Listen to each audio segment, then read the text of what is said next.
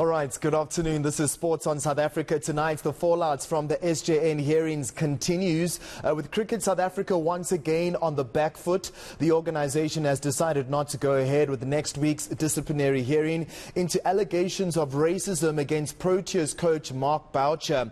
CSA says this is the best outcome for all parties, and eNCA sports reporter Hloni Mtimkulu explains.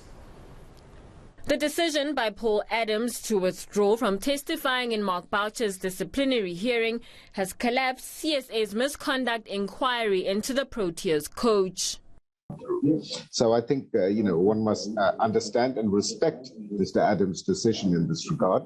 Obviously, it had an impact in terms of the ability of Cricket South Africa to pursue these charges, and is one of the factors that we had to consider when taking the decision to withdraw these charges. Other factors included the dismissal of racism allegations against former director of cricket Graeme Smith, as well as former assistant coach Enoch Nkwe's decision not to testify against Boucher. As a result of those interactions and on a scrutiny of the evidence and witnesses that are available, we have been advised by the legal team that the charges that have been brought against Mr. Boucher are no longer sustainable.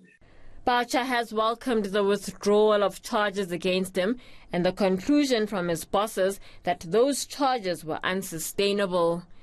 In a statement, the former wicket-keeper says the past few months have been difficult and that he stands by the apology he issued to Paul Adams last year, saying, "I stand by my apology to Paul given during the SJN process for the hurt he felt during his time as a Proteas player. As I stated in my affidavit to the SJN process, some of the things that were said and done in those days were totally inappropriate and unacceptable, and in retrospect, understandably offensive." Some of the fallout from the SJN hearings may now raise questions about the legitimacy of the process, but the CSA chairperson insists it was never about individuals.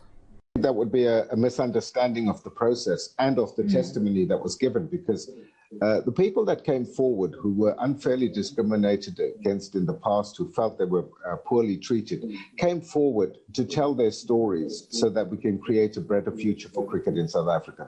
Many of them that came forward said they were not there for personal gain or benefit, but to ensure that future generations of cricket don't have to go through what they went through before. Boucher says now that the matter has concluded, he's looking forward to guiding the national team to greater heights.